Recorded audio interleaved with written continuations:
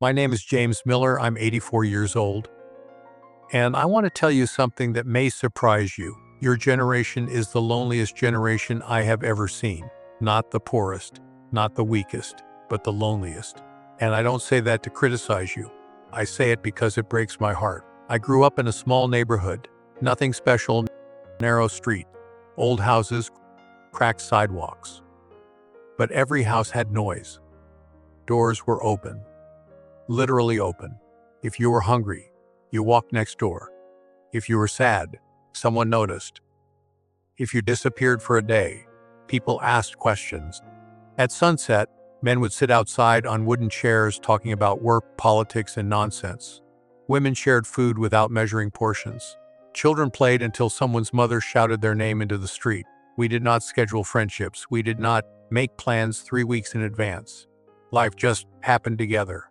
Loneliness existed, yes, but it was rare, and when it appeared, it was visible. You could see it on a person's face, and someone would step in. Today, loneliness hides behind smiles and profile pictures. I see young people everywhere today, on buses, in cafes, at dinner tables, sitting inches away from each other, yet miles apart, heads down, eyes glowing blue from little screens, surrounded by people, and still deeply, painfully alone. When I was your age, we had almost nothing compared to you. No smartphones, no internet, no social media, but somehow, we had each other. Let me tell you why. When I was 30 years old, there was a wooden bench outside my neighborhood that quietly became part of my daily life. It wasn't placed there for any special reason. The paint was chipped, one leg was shorter than the others, and it would creak when you sat down.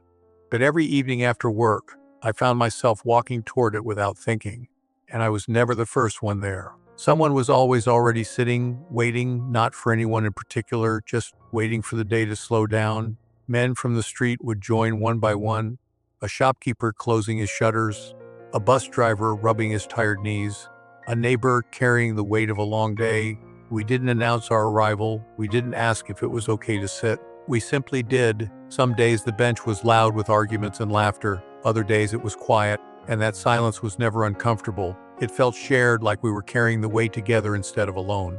People talked about real things, about money problems, about fights at home, about fears they didn't know how to name, and sometimes someone wouldn't talk at all. Nobody rushed them. Nobody tried to fix them. Just being there was enough. When we stood up to leave, we felt lighter, even if nothing in our lives had actually changed. That bench didn't solve our problems, but it reminded us we weren't facing them alone.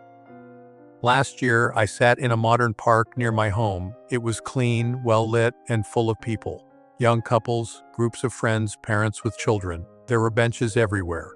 And yet, something felt wrong. Everyone was together, but no one was truly with each other. Heads bent down, fingers scrolling, conversations starting and dying within seconds. A couple sat inches apart, both staring into different screens. Friends laughed, then immediately retreated into silence. A boy sat next to his father, close enough to touch, yet completely alone. That park was crowded, but it felt emptier than that old bench ever did. That was when I understood something painful. Loneliness today doesn't come from being alone.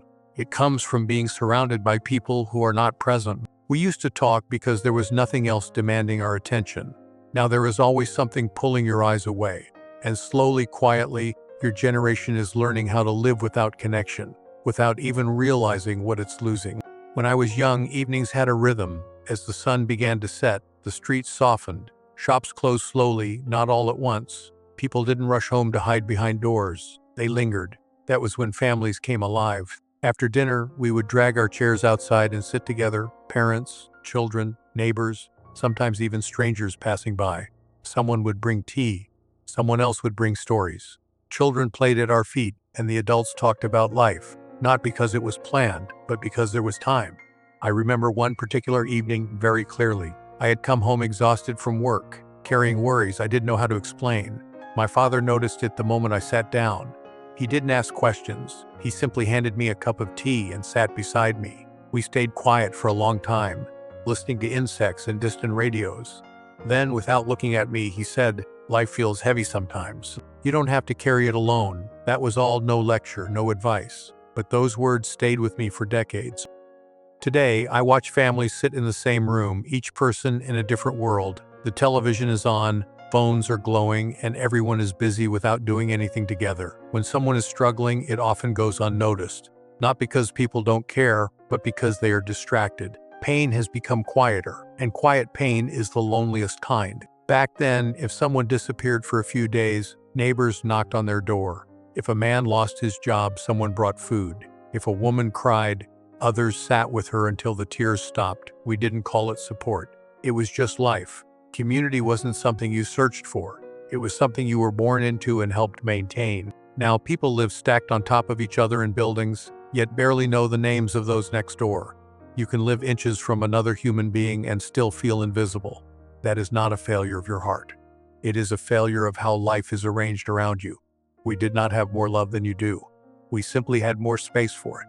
Less noise, less urgency. More moments where someone noticed and someone stayed, and those small, ordinary moments quietly protected us from the kind of loneliness your generation is now learning to live with every day. I remember a story my father once told me, late one night when the house was quiet and everyone else had gone to sleep. He had lived through hard times, real hard times, when money was scarce and the future felt uncertain. He didn't talk much about his past, so when he did, I listened carefully. He told me about a winter when he was a young man, barely able to feed himself. He worked long hours, came home tired, and still felt a deep emptiness he couldn't explain. One evening, after another difficult day, he stopped by a small tea stall just to sit somewhere warm. He didn't order much. He just sat there, staring into his cup. An older man noticed him and sat beside him without saying a word. For a long time, they stayed silent. Then the man spoke only one sentence. "A burden feels lighter when someone notices you carrying it."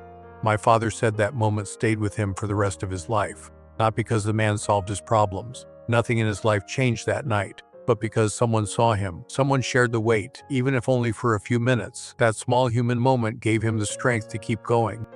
Then my father looked at me and said something I didn't understand until many years later. He said, "Son, people don't break because life is hard. They break because they think they are facing it alone."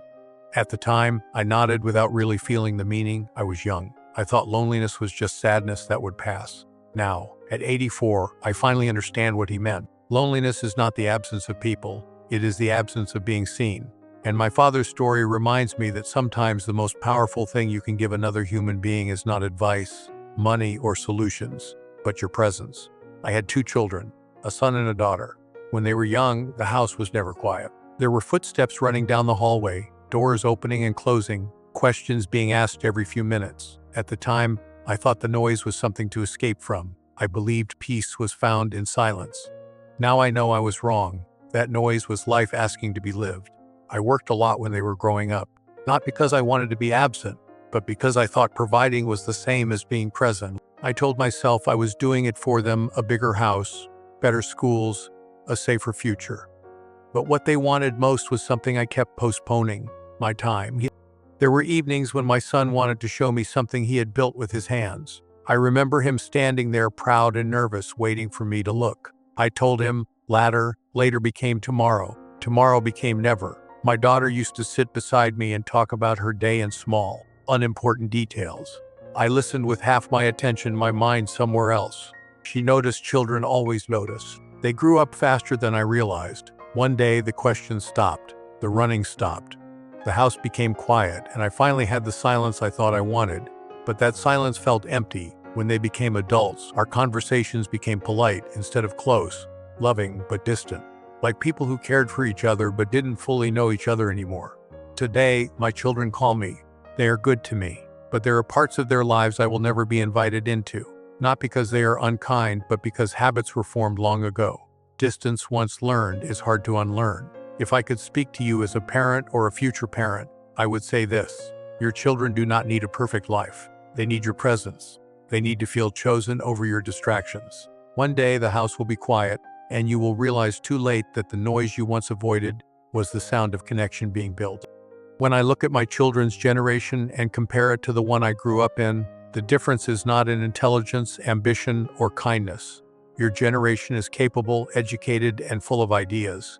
In many ways, you are far more aware than we ever were, but the world around you is built very differently. and it is quietly shaping how you relate to one another. In my time, life moved slowly enough for relationships to grow roots. You saw the same faces every day. You shared meals, streets, and long conversations without interruptions. If someone was missing, it was noticed.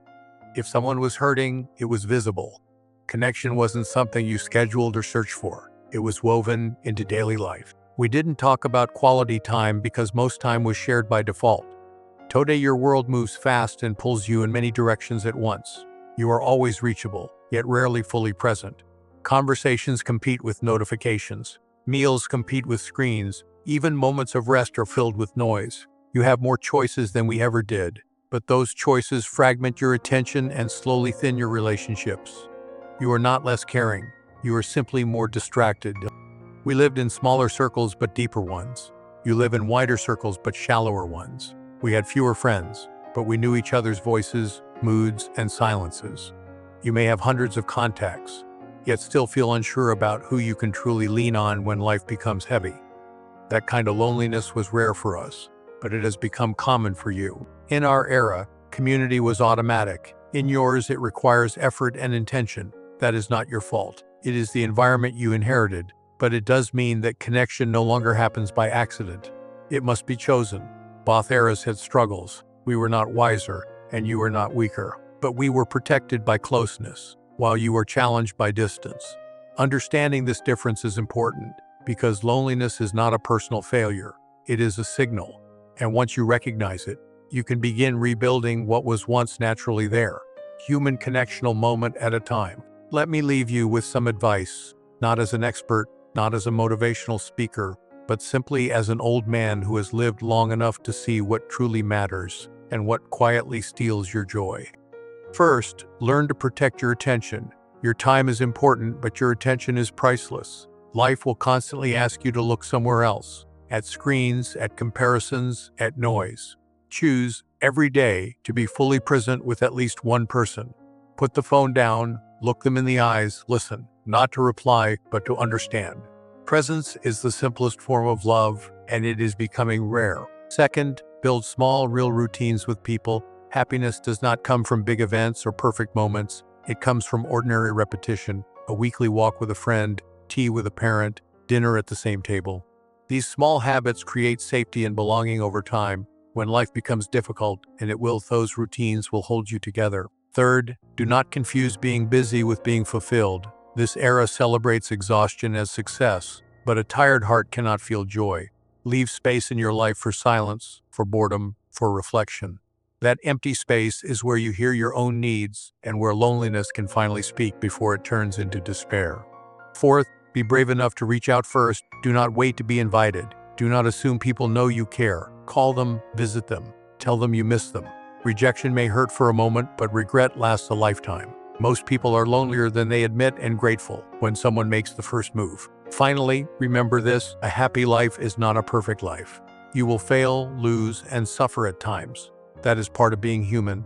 But if you walk through life with people, real people, imperfect people, you will not face those moments alone. This era is loud, fast, and demanding. But happiness is still possible. It lives in slow conversations, shared meals, honest words, and the courage to choose connection over convenience. If you do that, you will not just survive this era, you will live well in it.